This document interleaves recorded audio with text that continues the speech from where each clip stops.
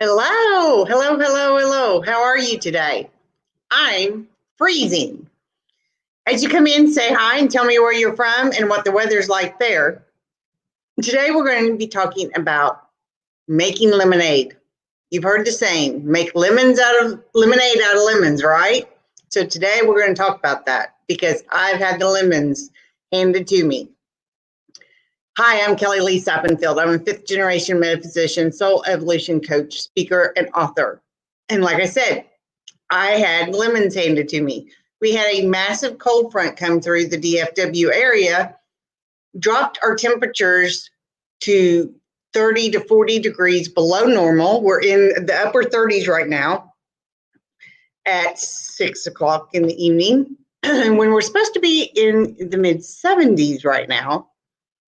And when we got cold, we went to turn on the heat for the first time this year. And guess what? Nada, not working. Finally, my husband got the Nest thermostat that sits on the wall to trigger the thermostat.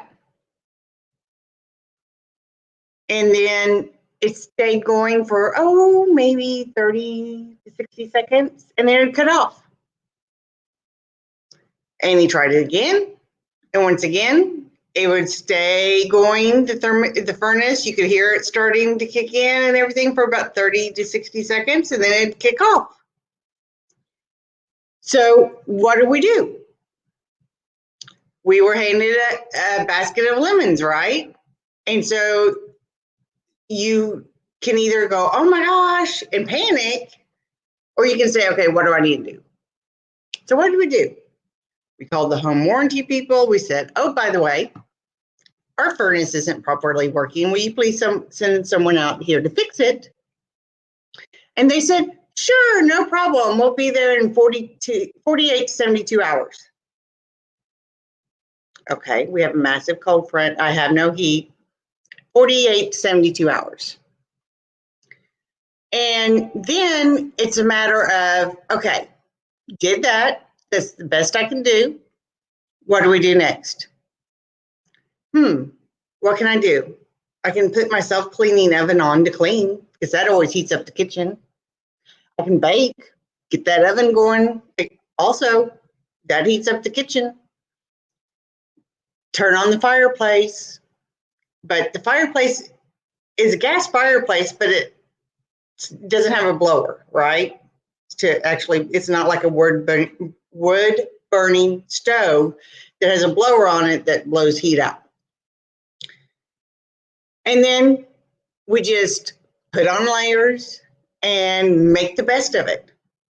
Now, the fur babies are hibernating under the covers as much as possible because not only is it cold, but it's drizzly.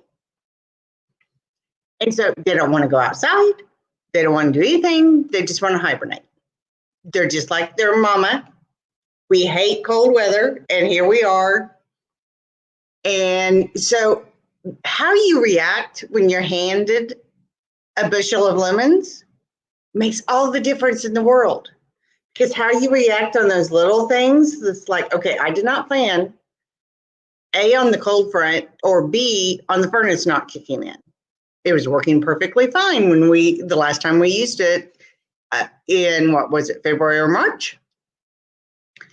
And so when we're handed those bushels of lemons, that's what determines how we get through this life. If we're like, oh my gosh, I got a bushel of lemons, I hate lemons, they're sour, what can I do with lemons? Or I got lemons. Let's see, what can I do? I can make a lemon lunch, but that's an icebox dessert. I could make lemonade. I could Google what in the world to do with a bushel of lemons, right? And so whether it's a physical bushel of lemons that someone's given you, or your furnace just decides not to work, and you're waiting on the repair guy, How you react means all the difference in the world, because we all have all these little things that come up all the time in our life that we didn't plan on. So how we react to those things that come up when they're the things we don't plan on makes how we react to everything in our life.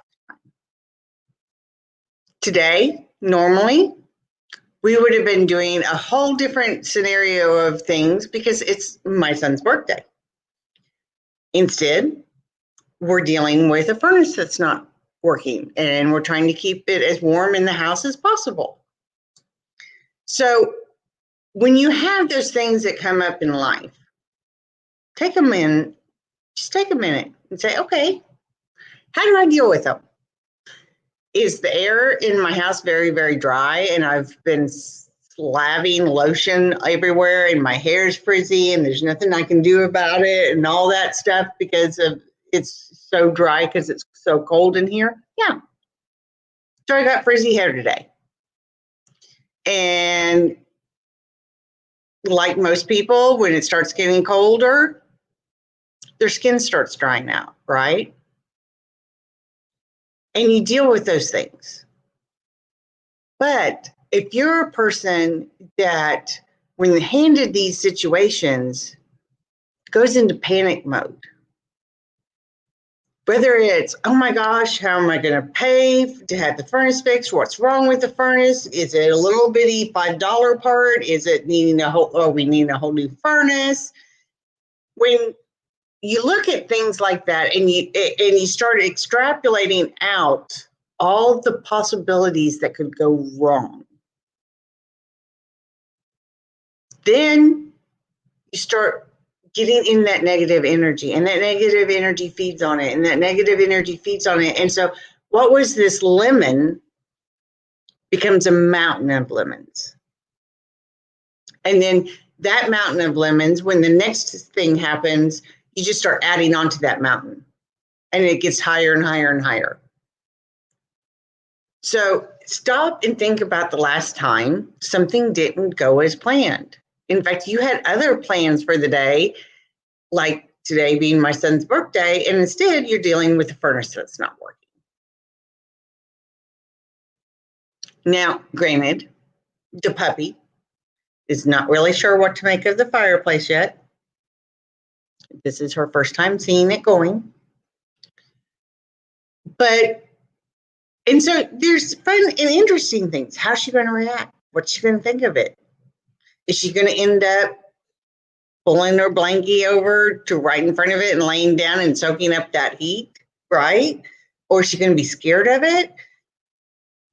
There's interesting things that happen when you're given those unexpected things. And you know what? As birthdays go, this year's birthday for my son will probably be one that he remembers, A, because we're in a pandemic, B, because we're freezing, and, and it's like, okay, what a way to start his 32nd year, right? And so when you stop and think about it, how you handle those things is really so important. It all comes down to the law of attraction. Your vibration that you're putting out when you react to that is what's going to bring you the results you get from those unexpected things.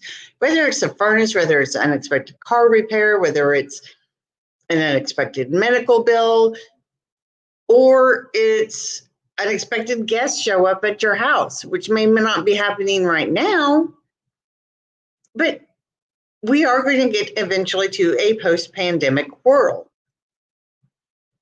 So stop and think about it, especially this year with the pandemic. That was a massive, here's your lemons,